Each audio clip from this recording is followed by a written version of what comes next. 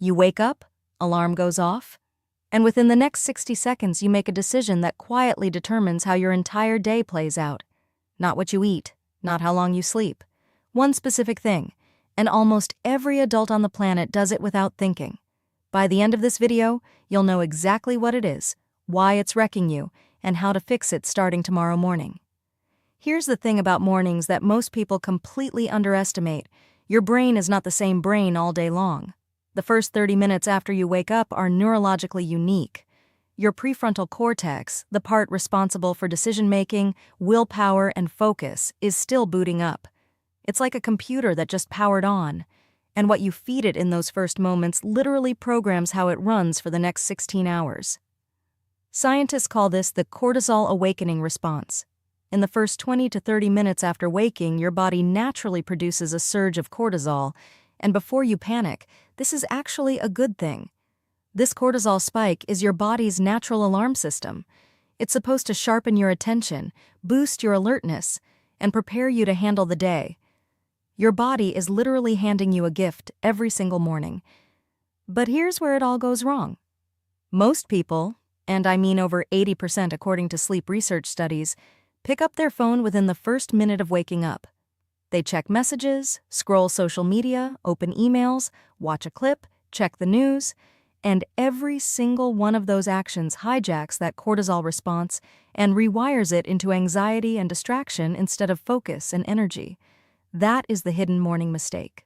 It's not skipping breakfast. It's not waking up too late. It's reaching for your phone before your brain has had even 1 minute to exist in the real world, and it seems harmless, even necessary. But what it actually does is something researchers call reactive brain state. Instead of your brain leading your day, your brain is now responding to everyone else's agenda from the moment you open your eyes. Think about it this way. Imagine you're about to run an important race. The gun fires, you get into your stride, and then someone runs up beside you and starts shouting random things at you. Your friend needs a favor. There's drama at work. There's a news story that's outrageous. Your brain cannot sort signal from noise that early. And so it just floods with stress hormones trying to process all of it at once. Dr. Andrew Huberman, a neuroscientist at Stanford, has spoken extensively about this. He explains that the inputs you receive in the first hour of your day shape your default brain state. Your nervous system literally takes a snapshot of what kind of day it thinks you're having. Chaos in, chaos out, calm in. You guessed it. The entire day runs from a calmer, more capable baseline. And then there's dopamine. When you scroll social media first thing in the morning, every funny video, every surprising headline triggers a small hit of dopamine in your brain. Sounds good, right? The problem is that those hits are random and rapid. Your brain learns very quickly that this slot machine-style stimulation is the easy way to get rewarded, and for the rest of the day, your brain is quietly hunting for that same level of cheap stimulation, which makes deep work, patience, and real focus feel impossible. Let me tell you about Marcus. Marcus was a 34-year-old project manager who genuinely could not understand why he felt exhausted by noon every single day. He slept 7 to 8 hours. He exercised. He ate well. But every afternoon, he hit a wall. He felt irritable, scattered, and just completely done. His productivity coach eventually asked him one question. "What's the first thing you do every morning?" Marcus didn't even hesitate. He said, "I check my phone." The coach gave Marcus a single rule for 2 weeks. No phone for the first 30 minutes after waking. That's it. No other changes to his diet, sleep, or exercise. Just 30 phone-free minutes each morning. By day 5, Marcus said he felt like a different person by midday.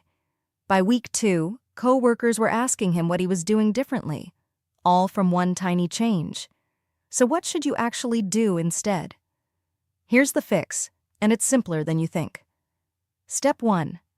When your alarm goes off, do not touch your phone. Put it across the room the night before if you have to. The physical distance creates a decision pause, and that pause is everything. In those first few seconds, you're choosing your brain state for the day. Step 2. Spend the first 5 minutes doing something that grounds you physically.